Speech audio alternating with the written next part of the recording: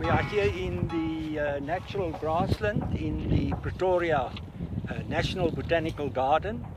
Now this is a major asset of this garden. It's a vegetation type that is very threatened, especially because of urbanization, because of agricultural activities, and paradoxically by overprotection.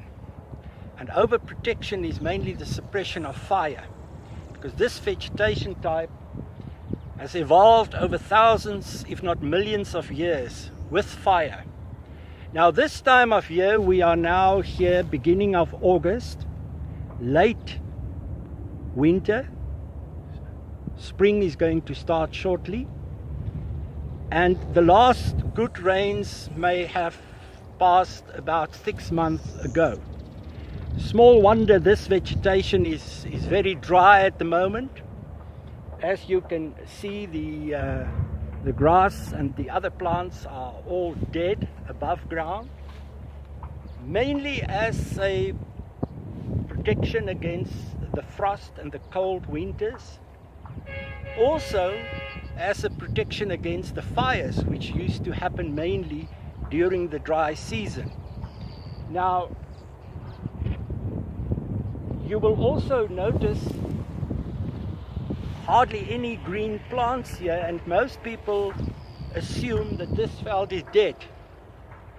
It may be dead above ground, but it is very much alive below ground, because the bulk of these plants are still alive, and they are just now in a dormant or a resting phase, waiting for spring.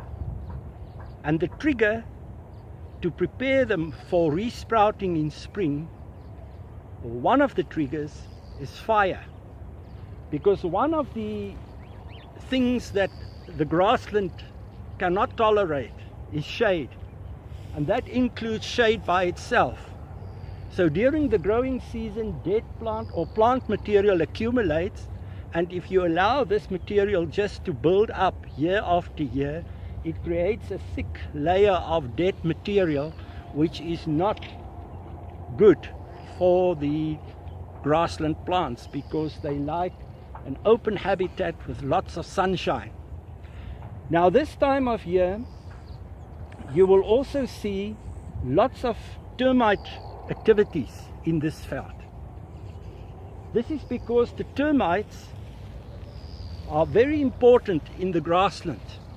The termites are responsible for recycling some of the dead plant material, taking the dead plant material from the surface to their nests underground, where they assist in decomposing this material, thus fertilizing the grassland.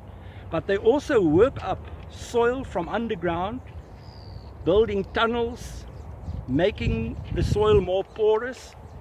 In fact, they are plowing this grassland every year, as you can see, with all the fresh material on the surface of the soil. Now the termites only take the dead grass, and that's why they only have a small period in which to do that, mainly June, July, beginning of August. And as one can see, they've already removed quite substantial amounts of dead grass. But the rest of the dead grass is now going to be removed by fire. And this particular grassland is managed by fire every second year. So every second year there is a controlled burn, normally the beginning of August or late in July, but we time the burn to coincide with the appearance of the pre-rain flowers, and later on we'll explain more about the pre-rain flowers. And the first pre-rain flowers tend to appear in the middle of August. So if you burn after the middle of August, you kill or damage many of the pre-rain flowers. So that is why we burn this time of year, which seems to be the time of year when fires happened in olden days, even before man arrived on the scene, because we can see that from the behavior of the plants. This year we are going to burn this block of grassland. There are 2 blocks in the botanical garden, and we burn them alternately so that we always have an intact patch of grassland, mainly also for the wildlife that's associated with these grasslands. So if we burn this patch, they will find a refuge on the other side of the road in the larger patch of grassland. Next year we will burn that side, and then the wildlife can find a refuge in this patch of grassland, which is then not going to be burned. It does not really matter how much you burn, as long as you do not burn more than once per year.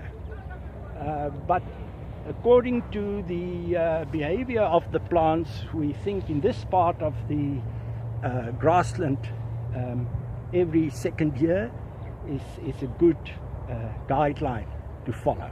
Next to a resprouter, a plant that is now seemingly dead above ground, but it's got a huge underground root system, and it is probably very ancient. I would not be surprised if it's more than 100 years old. This is what we call a pyrophyte. It is a plant that is stimulated by fire to flower.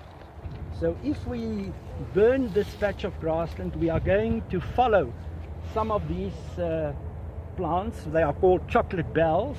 If I mentioned that before, chocolate bells, Trichodesma phyceloides.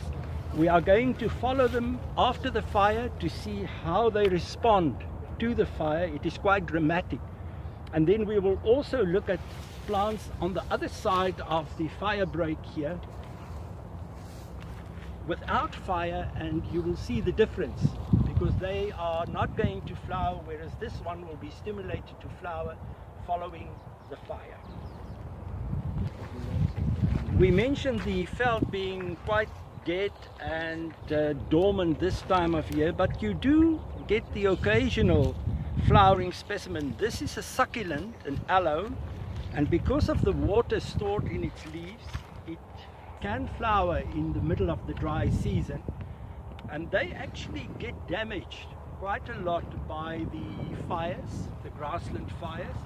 But we think it is a natural way of keeping the numbers in check, because in overgrazed areas where there's not hot enough fires, these aloes tend to proliferate, and they can become so numerous that they actually almost act as behave as invaders. We see that in many parts of South Africa where there's severe overgrazing. There's also a huge population of these smaller aloes, and not that they are so detrimental, because many organisms are dependent on them in the dry season for nectar, for pollen, so they do play an important role, but they get damaged by fires.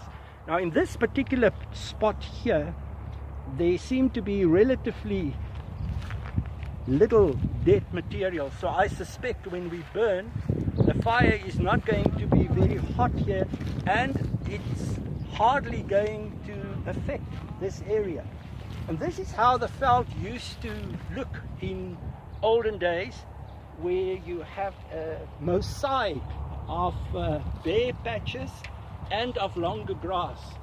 Now these mosaics were caused, or are caused, by termites on the one hand, but they are also caused by certain animals. We refer to them, when animals cause them, larger animals, especially the swart wildebeest and the hippopotamus. We call them grazing lawns.